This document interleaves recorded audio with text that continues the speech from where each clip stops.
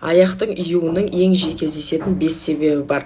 Біріншісі ол переутомление, азаннан кешке дейін аяқпен жүретін болсаңыз, кешкісін сіздің аяғыңыз июі мүмкін.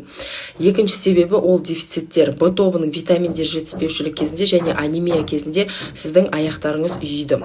Үшінші себебі полинейропатиялар. Әсіресе қанты диабеті кезінде және алкогольдік полинейропатия кезінде нерв талшықтарының ұштары зақымдалып, содан кейін сіздің аяғыңызда мурашки жүрген сияқты ұйыған, жыбырлаған сезімдер болуы мүмкін.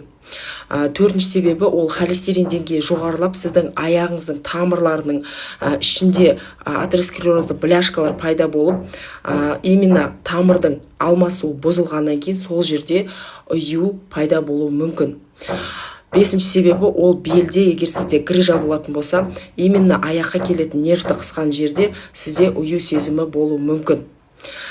Яғни сіз егер аяғыңыз үйітін болса, біріншіден дефициттер тексеруіңіз керек. Анемия бар ма, В тобының витаминдері бар ма, соған анализ тапсырасыз. Екіншіден сіз УЗД нижних конечностей жасайсыз, яғни тамырларыңызда атеросклерозды бляшка бар ма, жоқ па, соны тексересіз, және холестериннің деңгейін тапсырасыз. Және сахардың деңгейін тексересіз. Сахарный диабетте полинейропатия болуы мүмкін. Және әрине, егер белде проблема болса, онда МРТ пояснично-крестцового отдела позвоночника жасау керек.